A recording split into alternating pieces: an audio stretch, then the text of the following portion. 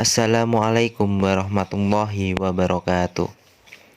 Kami dari kelompok 5 mata kuliah perencanaan pendidikan akan mempresentasikan hasil diskusi kami yang berjudul Perencanaan Pendidikan dalam Sistem Pendidikan Nasional. Kelompok 5 terdiri dari saya sendiri, Aditya Taufik Hidayah, dan teman saya, Muhammad Wildan Firmansyah, akan mempresentasikan hasil diskusi kami. Berikutnya, latar belakang dari makalah kami. Sistem pendidikan nasional di Indonesia khususnya dimaksud untuk menjamin pemerataan kesempatan pendidikan, peningkatan mutu dan relevansi pendidikan, serta efisiensi manajemen pendidikan dalam menghadapi tuntutan globalisasi.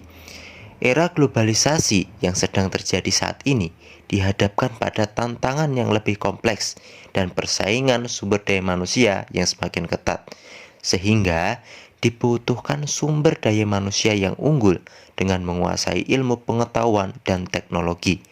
Salah satu upaya pemerintah untuk dapat menghasilkan sumber daya manusia yang unggul tersebut adalah melalui pendidikan.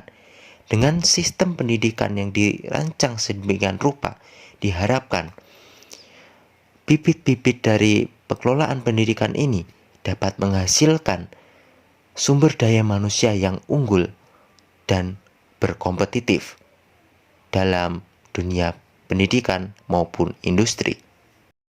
Dari latar belakang tersebut, kami mengambil 4 rumusan masalah. Yang pertama, bagaimana peraturan dan kebijakan dalam perencanaan.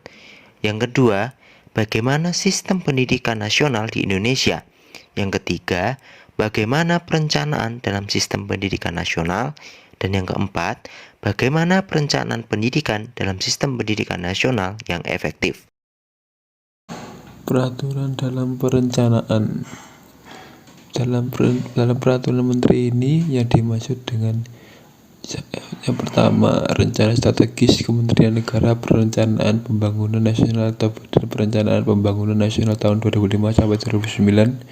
Untuk selanjutnya disebut Renstra Kementerian Negara PPN atau Bappenas tahun 2005 sampai 2009 adalah dokumen perencanaan Kementerian Negara Perencanaan Pembangunan Nasional atau Badan Perencanaan Pembangunan Nasional untuk periode tahun 2005 sampai 2009. Yang kedua, rencana pembangunan tahunan kementerian atau lembaga. Untuk selanjutnya disebut rencana kerja kementerian atau lembaga Renja KL. Adalah dokumen perencanaan kementerian atau lembaga untuk periode 1 tahun. Adapun kebijakan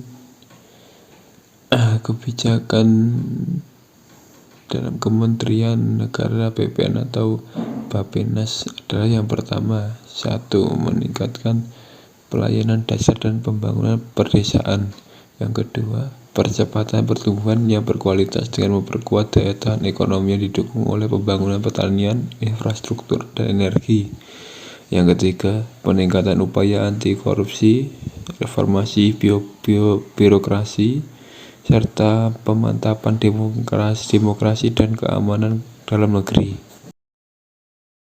Berikutnya, yaitu sistem pendidikan nasional di Indonesia.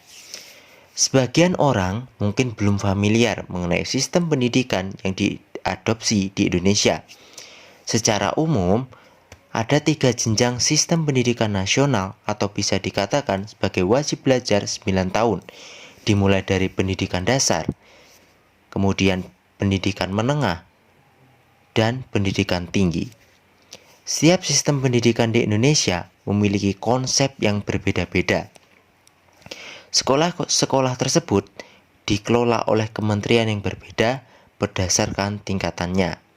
Untuk pendidikan dasar dan juga menengah, Kementerian Pendidikan Dasar Menengah dan Kebudayaan yang bertanggung jawab atas kedua jenjang pendidikan tersebut. Sementara itu, pendidikan tinggi akan dikelola oleh Kementerian Riset Teknologi dan Pendidikan Tinggi.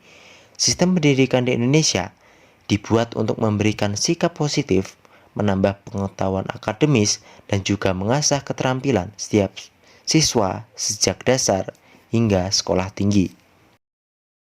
Berikutnya, kita akan membahas tentang perencanaan dalam sistem pendidikan nasional. Salah satu bentuk pelaksanaan dari perencanaan pendidikan di Indonesia adalah berkenaan dengan penerapan desentralisasi pendidikan, yaitu manajemen berbasis sekolah atau MBS. Tujuan utama MBS adalah meningkatkan efisiensi, mutu, dan pemerataan pendidikan. Peningkatan efisiensi diperoleh melalui kekuasaan pengelolaan sumber daya yang ada, partisipasi masyarakat, dan penyederhanaan birokrasi. Peningkatan mutu diperoleh melalui partisipasi orang tua, kelenturan pengelolaan sekolah, peningkatan profesionalisme guru, serta hal lain yang dapat menumbuh kembangkan kondisi yang kondusif. Sedangkan pemerataan pendidikan tampak pada tumbuhnya partisipasi masyarakat, terutama peduli terhadap masalah pendidikan. Melalui kegiatan MBS ini akan berdampak pada sistem perencanaan pendidikan yang ada di Indonesia. MBS memberikan kewenangan penuh kepada kepala sekolah dan guru dalam mengatur pendidikan dari pembelajaran, merencanakan, mengorganisasian, pengawasan, serta mengatur sumber daya manusia serta sarana lainnya dalam rangka membantu proses pembelajaran sesuai dengan tujuan sekolah tersebut. Perencanaan mempunyai posisi yang penting dalam sebuah organisasi, lembaga, dan kumpulan pendidikan lainnya. Tanpa adanya perencanaan, maka jalannya organisasi atau lembaga pendidikan tersebut jelas arah atau tujuannya yang kurang tepat. Perencanaan pendidikan memberikan kejelasan arah dalam usaha proses penyelenggaraan pendidikan, sehingga manajemen usaha pendidikan akan dapat dilaksanakan dengan lebih efektif dan efisien. Berikutnya kita masuk tentang pentingnya perencanaan pendidikan dalam lembaga pendidikan tersebut. Yang pertama yaitu perencanaan pendidikan merupakan usaha untuk menetapkan tujuan yang dipilih. Oleh karena itu, perencanaan dapat memberikan arah usaha pendidikan dengan jelas. Yang kedua, memungkinkan kita dapat mengetahui sampai di mana tujuan pendidikan yang ditetapkan telah dicapai. Yang ketiga, memudahkan kita untuk mengidentifikasi hambatan-hambatan yang ada atau muncul dalam usaha mencapai tujuan pendidikan. Dan yang terakhir, memungkinkan kita untuk menghindari pertumbuhan dan perkembangan suatu usaha yang tidak terkontrol. Misalnya, dalam pengembangan kurikulum yang mempunyai kecenderungan untuk selalu menambah jumlah dan jenis mata kuliah dari yang sudah ada. Berikutnya, yaitu perencanaan pendidikan dalam sistem pendidikan nasional yang efektif.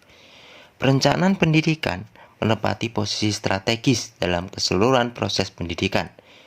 Perencanaan pendidikan memberikan kejelasan arah dalam penyelenggaraan pendidikan. Dengan demikian, seorang perencana pendidikan dituntut untuk memiliki kemampuan dan wawasan yang luas agar dapat menyusun sebuah rancangan yang dapat dijadikan pegangan dalam pelaksanaan proses pendidikan. Selanjutnya, rancangan tersebut harus mampu mengidentifikasi berbagai kekuatan, kelemahan, peluang, dan ancaman, atau bisa disebut juga dengan analisis SWOT. Perencanaan pendidikan yang baik akan berdampak baik pula pada sistem pendidikan yang ada, sehingga proses pelaksanaan pendidikan akan berjalan dengan apa yang direncanakan serta hambatan-hambatan yang mengganggu dapat bisa teratasi. Jadi, dapat kita simpulkan bahwa posisi perencanaan pendidikan menduduki posisi yang sangat penting dalam sistem pendidikan nasional. Karena dengan adanya perencanaan pendidikan, maka proses pendidikan akan berjalan secara efektif dan efisien, sehingga tujuan dari pendidikan yang telah ditetapkan akan tercapai dengan efektif juga. Mungkin itu yang dapat kelompok kami sampaikan. Apabila ada kekurangan materi ataupun kesalahan dalam penyampaian materi, kami kelompok 5 memohon maaf yang sebesar-besarnya. Akhirul kalam, Wali taufiq walidayah. Waridho wa inayah. Wassalamualaikum warahmatullahi wabarakatuh.